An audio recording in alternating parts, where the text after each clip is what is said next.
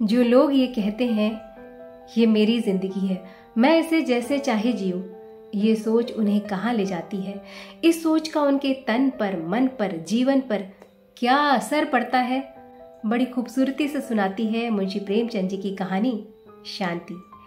कहानी की मुख्य पात्र श्यामा कहती हैं कि जब मैं ससुराल पहुंची तो मैं एकदम फूहड़ थी। न पहनने ओढ़ने का ढंग था और न बातचीत करने का तरीका। सिर उठाकर, नजरें मिलाकर किसी से बात करना आता ही नहीं था। मुझे बात करने में इतना संकोच होता था कि बिना घूंघट के मैं स्त्रियों तक से बात नहीं कर पाती थी। समय मिलने पर बस रामायण पढ़ लेती थी, क्योंकि थोड़ी बहुत हिंदी पढ़ी थी मैंने। सास ससुर की न सिर्फ इज्जत करती थी बल्कि उनसे बहुत डरती थी। जरा सी गलती हो जाए तो पत्ते की तरह कांपती थी। एक बार दाल में नमक जरा ज्यादा हो गया तो खाते वक्त ससुर जी ने बस इतना कहा, बहू जरा नमक अंदाज से डाला करो। इतना सुनना था कि हृदय डर से कांपने लगा, मानो इससे बड़ी वेदना कोई मुझे और दे ही नहीं सकता। मेरे पति को मेरा ये फूहड़पन बिल्कुल पसंद नहीं आता था। वो बहुत पढ़े लिखे थे, उनके पास कई डिग्रियां थीं, साथ ही वो स्त्री शिक्षा के बारे में बड़े जागरूक भी थे। वो मुझसे बहुत प्रेम करते थे, मगर मेरी रूढ़िवादिता से वो बहुत परेशान रहते थे। वो रात को कमरे में आकर अंग्रेजी पुस्तकें पढ़ा करते। मैंने पूछा, क्या पढ़ रहे हैं? तो वो बोले, ये ऑस्कर वाइल्ड की सर्वश्रेष्ठ रचना है। ये सब सुनकर मैं अपनी अयोग्यता पर ग्लानि महसूस करती और सोचती, क्या इतने विद्वान व्यक्ति के साथ मैं रहने योग्य हूँ? एक दिन मैं रामायण पढ़ रही थी, तभी पतिदेव को आते देखा तो रामायण तुरंत बंद कर दी। उन्हें जब ये पता चला कि मैं रामायण पढ़ लेती हूँ तो उन्होंने कहा, ये पुस्तक भावनाओं से भरी है। अंग्रेजी और फ्रांसीसी लेखकों की रचनाएं आजकल के जमाने के हिसाब से है, जिन्हें पढ़कर आश्चर्य होता है।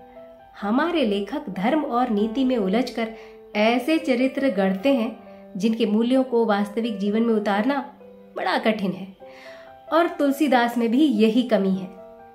मैंने कहा, मैं यही पढ़ लेती हूँ, बस बहुत है, मैं अंग्रेजी नहीं पढ़ सकती। मेरे पति बहुत सहनशील थे। वो बोले, एक आध घंटा रोज पढ़ोगी तो पारंगत हो जाओगी।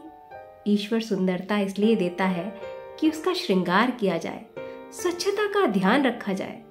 मैं दिन भर मेहनत करके इतना पैसा इसलिए कमाता हूँ कि उसका सही उपयोग हो। स्त्रियां केवल घर में काम करने, व्रत रखने, पति सेवा करने के लिए नहीं होती।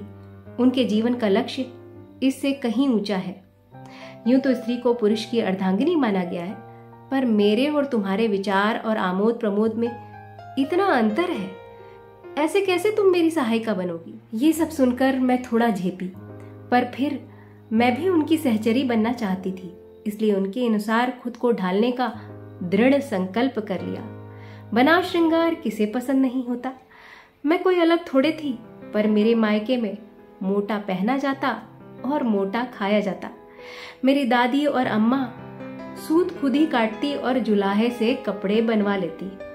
महीन कपड़ों और श्रृंगार में रुचि दिखाने पर वो कहती, ये बनाव श्रृंगार भले घर की लड़कियों को शोभा नहीं देता। धीरे धीरे मुझ में परिवर्तन आने लगा।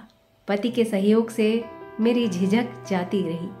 वो मेरे लिए फैशनेबल साड़ियाँ, जूते और जड़ाऊ स्लीपर लाते थे, जिन्हें सिर्फ मैं उन्हीं के सामने पहनती थी, बाहर पहनकर नहीं निकलती थी। ये सब मैं बस उन्हीं की प्रसन्नता के लिए करती थी। पर धीरे धीरे मुझे अंग्रेजी पुस्तकों से प्यार होने लगा, इतना ज्यादा कि घर के कामों में मेरा मन नहीं लगता था। मेरे मन में अहंकार पैदा होने लगा कि जब मेरा पति इतना कमाता है तो मैं घर में मेहरी बनकर क्यों रहूं। एक दिन अम्मा ने मुझसे दाल मोठ बनाने को कहा। मैं अनसुनी कर गई। थोड़ी देर बाद अम्मा ने जोर से पूछा, दाल मोठ बनाने को कहा था, बनाई? मैंने भी उखड़ कर जवाब दिया, फुर्सत नहीं मिली। अम्मा ने और जोर से कहा, बस पड़े रहना ही काम है क्या? किस घमंड में हो? तुम्हारा पति पहले मेरा बेटा है, वो लाख कमाए, मैं उसकी माँ हूँ। इस घर में राज मेरा ही चलेगा। उसे पालने पोसने तुम नहीं आई थी। पतिदेव ऊपर बैठे किताबें पढ़ रहे थे। ये सब बातें जब उनके कानों में गई तो रात में कमरे में आकर उन्होंने कहा, अब तुम इस बात की आशा न करना कि अम्मा के स्वभाव में कोई सुधार आएगा। तुम जितना अच्छा करोगी वो उतना बुरा मानेंगी। हम ऐसा करते हैं, हम किसी बड़े शहर में चलते हैं। वैसे भी यहाँ मेरी वकालत ज्यादा नहीं चलती और यही एक वजह हमारे जाने के लिए काफी है। उस दिन के बाद अम्मा ने मुझसे बात करना बंद कर दिया, बल्कि वो पति के सामने मेरा मजाक उड़ाने लगी। थोड़े दिन बाद हम इलाहाबाद चले गए। पति ने वहां 2 मंजिला घर ले लिया। घर में 5 नौकर रखे। हम प्राणी सिर्फ 2 थे। अब घर का कोई काम मेरे ऊपर नहीं था। खाना टेबल पर आता था। घर में पीतल के बर्तन नहीं थे। शुरू में टेबल पर बैठकर खाने में झेप हुई, पर धीरे धीरे उसी में प्रसन्नता का अनुभव होने लगा। हम कहीं भी पैदल नहीं जाते थे। हर जगह आना जाना गाड़ी से होता था। पर अभी बड़े शहर में पति की आमदनी उतनी नहीं थी।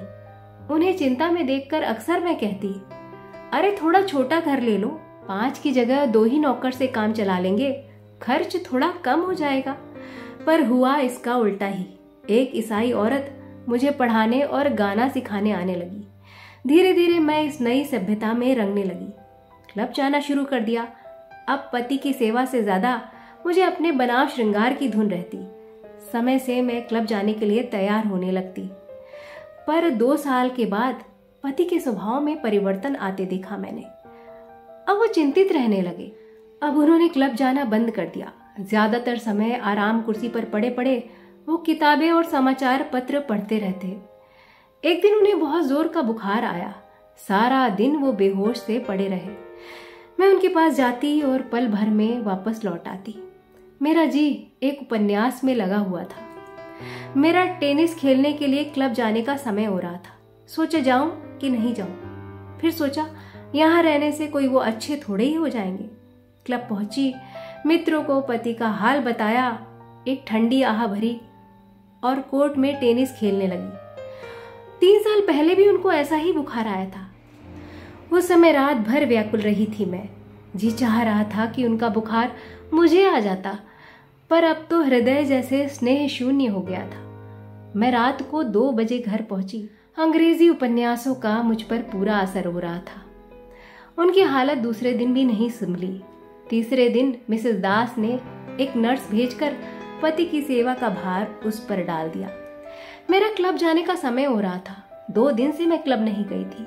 मन बहुत बेचैन हो रहा था। मन ही मन एक विचार आया कि कहीं पतिदेव का बुखार असाध्य हो गया तो। पर इस विचार से भी जरा सा शोक न हुआ। उल्टे मन ही मन एक शोक संदेश रच डाला और सोच रही थी कि सब मुझे संवेदना पत्र भेजेंगे। इन्हीं विचारों में खोई हुई थी कि तभी नर्स ने आकर कहा, साहब आपको बुला रहे हैं। इस समय पति का बुलाना आखर गया, क्योंकि मेरा क्लब जाने का टाइम हो रहा था। बड़े बेमन से मैं उनके पास पहुंची। महीने भर की बीमारी से वो बहुत कमजोर हो गए थे। नीची निगाह करके करुण स्वर में वो बोले, मुझे लगता है मैं यहाँ अच्छा नहीं होऊंगा, मुझे अम्मा के पास ले चलो। ये शहरी जीवन से जी उब गया है। ये बिल्कुल मरुभूमि जैसा है। तुम मुझे वहां नहीं ले जा सकती तो अम्मा को एक पत्र लिख दो, वो यहाँ अवश्य आएंगी।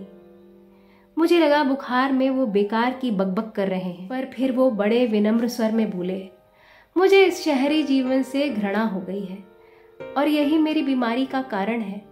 मेरी बीमारी शारीरिक नहीं मानसिक है। मैं तुम्हें वही पहले वाली सलज, सबका आदर करने वाली, पति श्रद्धा से परिपूर्ण स्त्री के रूप में देखना चाहता हूँ। एक क्षण को सीने पर वज्रपात सा हुआ, पर फिर शर्मो हया दिल में फिर से जाग गई। मैं हाथ जोड़कर उनके चरणों में गिर पड़ी। अब मैं फिर से अपने घर वापस आ गई। अम्मा जी अब मुझसे सम्मान के साथ बात करती है। मुझे फिर से महाभारत और रामायण में आनंद आने लगा।